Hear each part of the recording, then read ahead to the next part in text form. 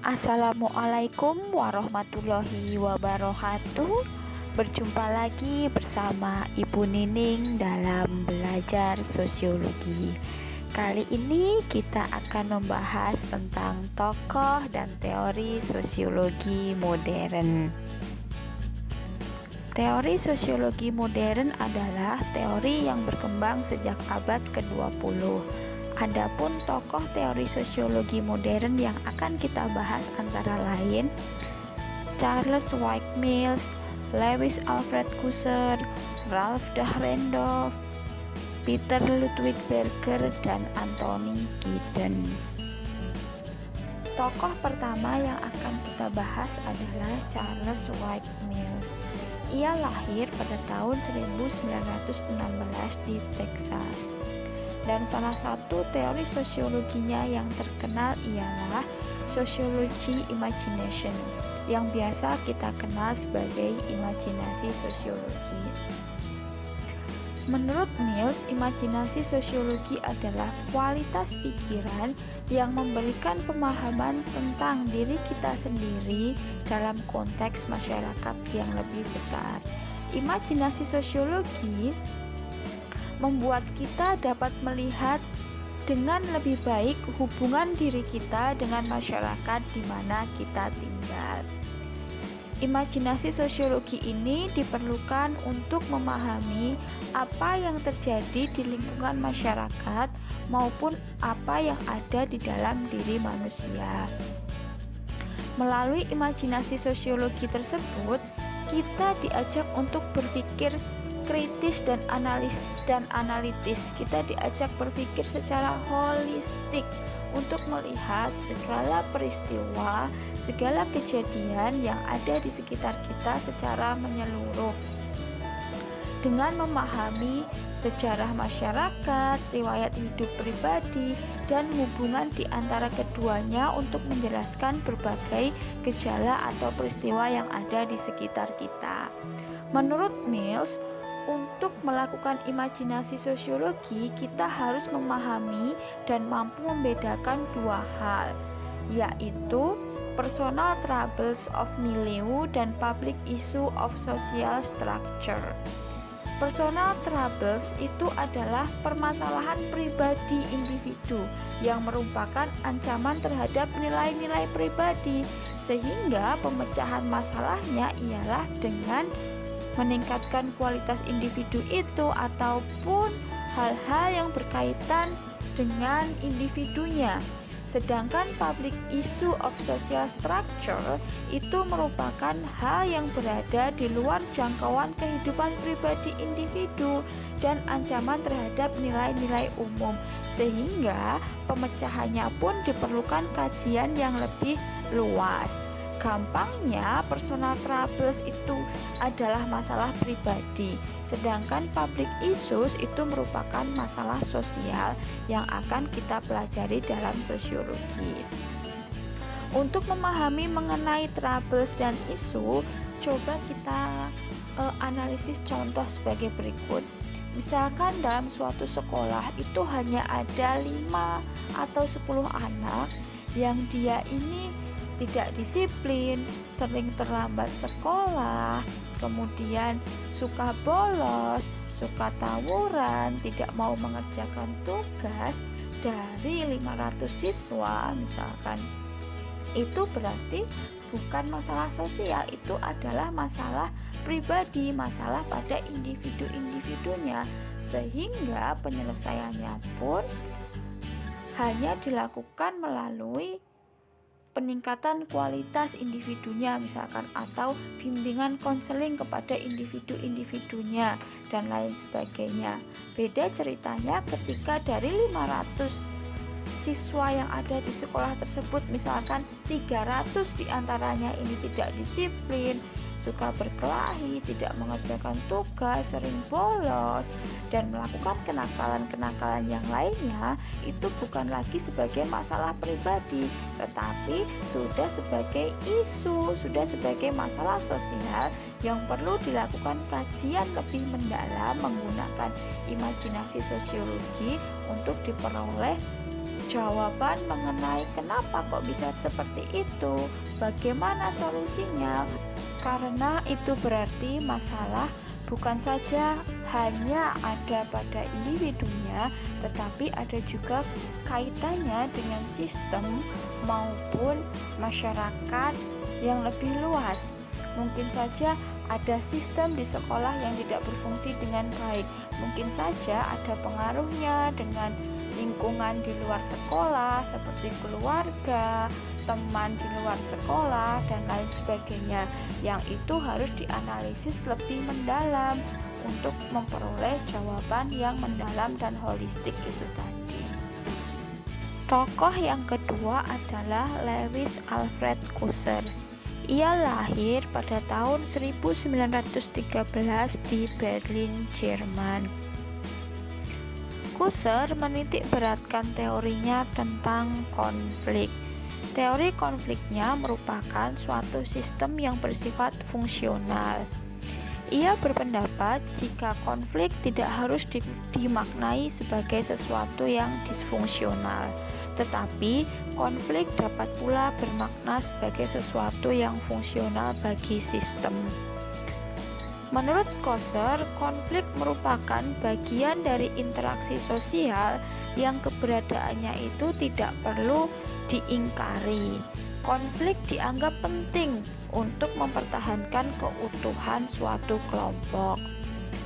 Baginya, munculnya konflik itu pasti memiliki tujuan, entah itu untuk memperebutkan status, kekuasaan, sumber-sumber kekayaan, ataupun sumber daya yang persediaannya itu tidak mencukupi bagi seluruh masyarakat.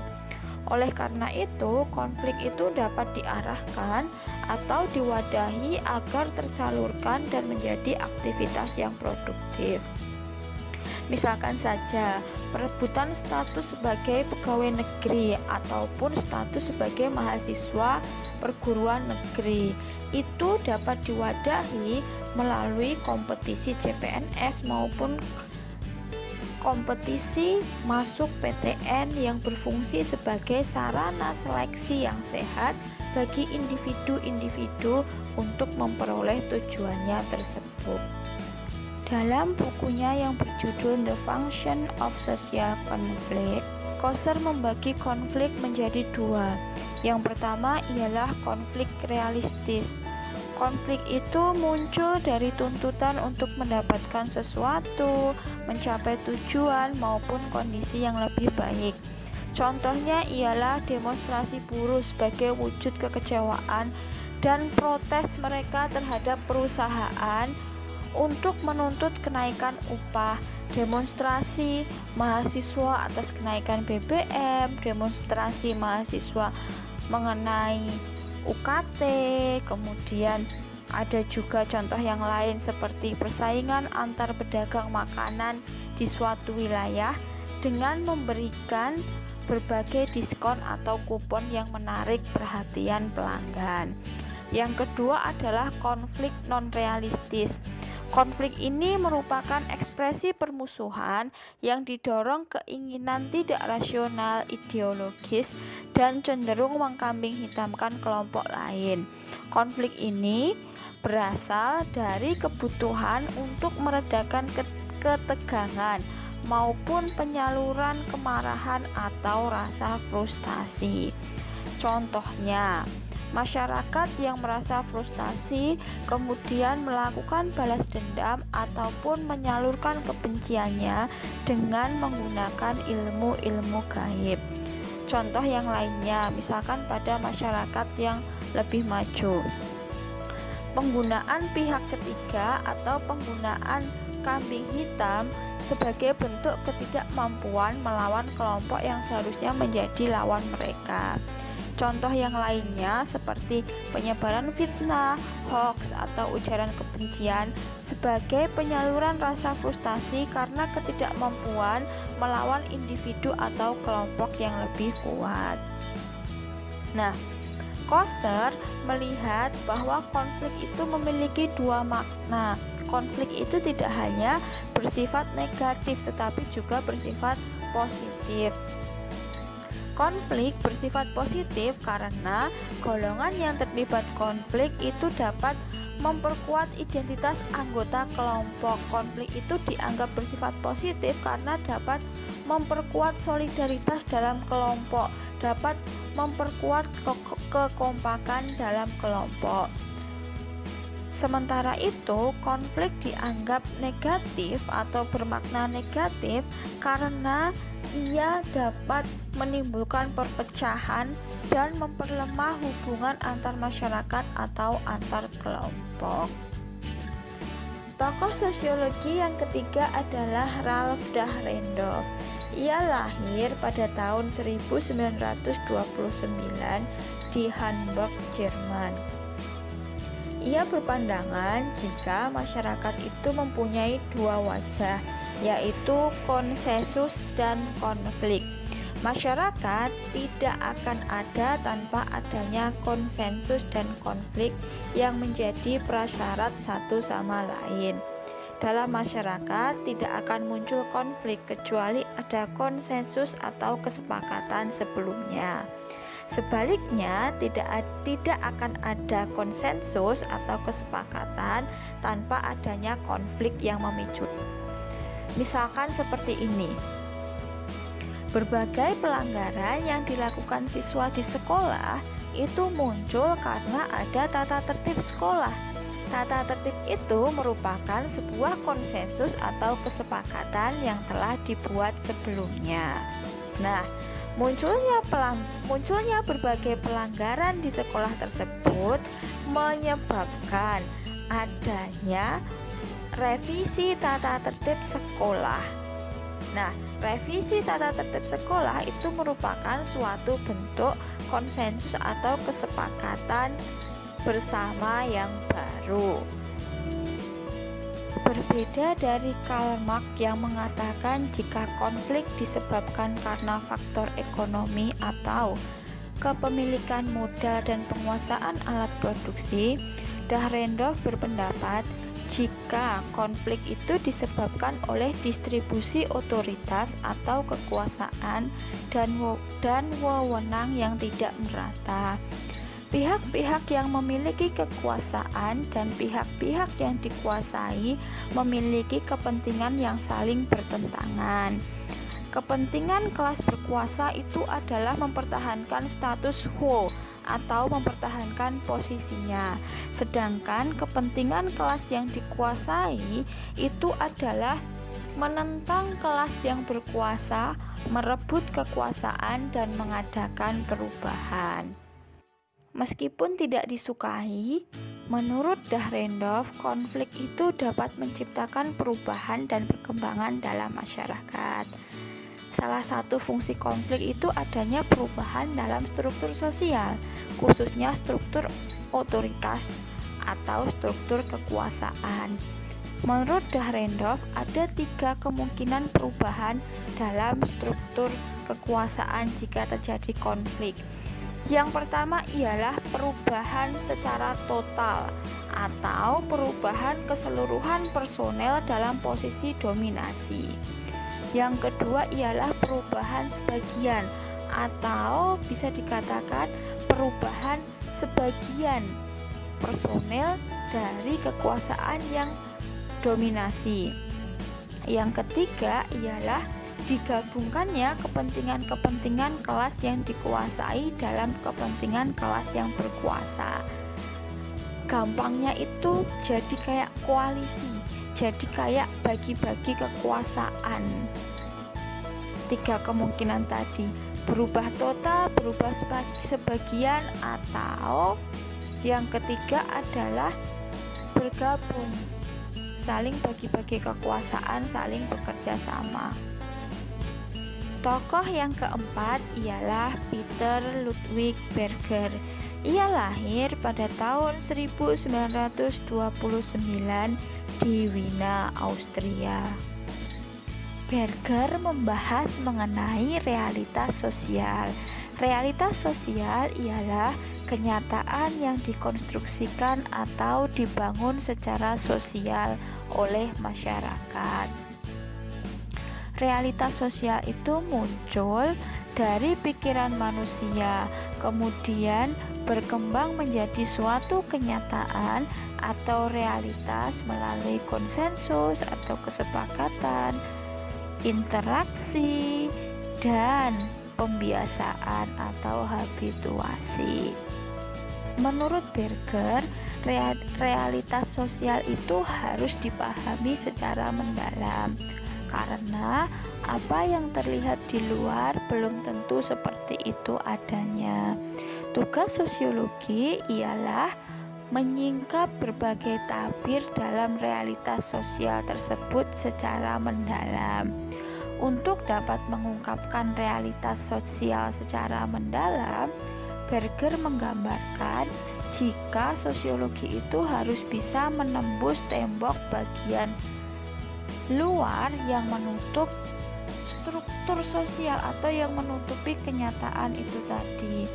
Sosiologi harus bisa melihat apa yang ada di balik tembok yang menutupi kenyataan atau realitas itu. Ketika kita sudah bisa menembus bagian luarnya, menembus tembok luarnya, maka kita dapat memahami mengapa sih suatu realitas itu kok ada, serta bagaimana kok realitas atau kenyataan atau berbagai fenomena itu kok bisa tetap berlangsung di dalam masyarakat. Untuk lebih memahami mengungkap tabir realitas sosial seperti yang dimaksudkan Berger, coba kita analogikan dengan mie instan goreng. Coba kalian bayangkan bungkus luar mie instan goreng itu. Di situ ada gambar telur, ada gambar udang, ada tomat, kemudian ada mie-nya. Apakah yang ada di dalam itu sama seperti itu? Untuk mengetahui dalamnya, yang harus kalian lakukan adalah membuka bungkusnya untuk membuktikan apakah yang ada pada tampilan bungkusnya itu sama dengan tampilan yang di dalamnya. Apakah ketika dimasak hasilnya sama seperti yang ada di gambar? Hal yang harus kalian lakukan adalah membuka bungkusnya. Sama seperti yang dikatakan oleh Berger, yang harus dilakukan sosiologi adalah menembus tembok luar dari struktur sosial itu. Contoh, masalah anak jalanan merupakan realitas yang ada di dalam masyarakat. Untuk memahami kenapa kok anak jalanan itu selalu ada dan bahkan semakin bertambah jumlahnya dari tahun ke tahun. Untuk itu kita nggak bisa hanya melihat dari luarnya, oh karena anak ini bandel, oh karena mereka itu nggak bisa diatur dan lain sebagainya. Kita harus terjun, kita harus memahami dengan lebih mendalam apa latar belakang mereka itu turun ke jalanan, apakah ada sistem yang tidak berfungsi, entah itu di keluarga, entah itu di masyarakat atau apa. Jadi bukan hanya melihat dari sisi luarnya saja, tetapi coba mengorek lebih dalam kenapa kok fenomena anak jalanan ini selalu ada dan seolah-olah tidak bisa diatasi seperti itu. Tokoh sosiologi yang kelima ialah Anthony Giddens. Ia lahir pada tahun 1838 di Britania Raya. Anthony Giddens merupakan seorang sosiolog yang dikenal berkat teori strukturasi. Teori strukturasi merupakan kritikan Giddens atas teori struktural fungsional dan teori konstruktivisme. Menurut teori struktural fungsional, perubahan sosial itu terjadi sebagai akibat perubahan sistem, sedangkan konstruktivisme lebih menitik beratkan aktor sebagai agen dari perubahan itu. Perubahan disebabkan karena individu-individu di dalam masyarakat. Menurut Giddens, perubahan sosial di dalam masyarakat itu terjadi bukan hanya karena perubahan strukturnya dan bukan hanya karena individu-individu atau agen yang ada di dalam masyarakat, tetapi perubahan sosial itu terjadi karena adanya pertautan, pertalian, atau hubungan antara struktur dengan individu-individu yang disebut agen perubahan di dalam masyarakat. Jadi menurut Giddens itu bukan cuman karena strukturnya atau karena individunya, tetapi perubahan sosial itu terjadi karena ada perubahan dalam struktur dan sistem dan juga dipengaruhi oleh individu-individu sebagai agen perubahan tersebut. Selain itu, Giddens juga dikenal karena pandangannya mengenai masyarakat modern. Ia mendefinisikan salah satu ciri dari masyarakat modern masa kini ialah resiko. Giddens membedakan resiko menjadi dua bentuk, yaitu external risk dan manufactured risk. External risk atau resiko eksternal ialah resiko yang dialami manusia yang datang dari luar. Dia merupakan sebagai akibat kondisi alam, sementara manufactured risk atau resiko buatan ialah resiko yang dialami manusia sebagai akibat dampak besar dari perkembangan pengetahuan dan teknologi yang dialami oleh manusia. Perkembangan pengetahuan untuk mengenal dunia.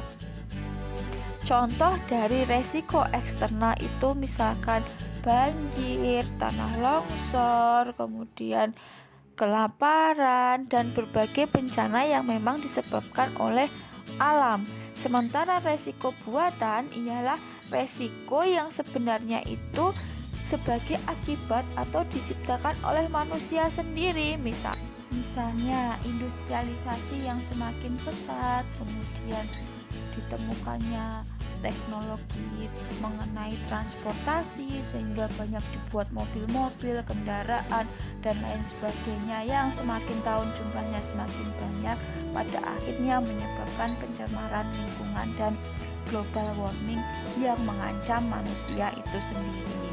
Menurut Giddens, timbulnya resiko buatan itu merupakan salah satu tanda penting atau hallmark modernitas akhir. Sekian belajar tokoh dan teori sosiologi modern kali ini.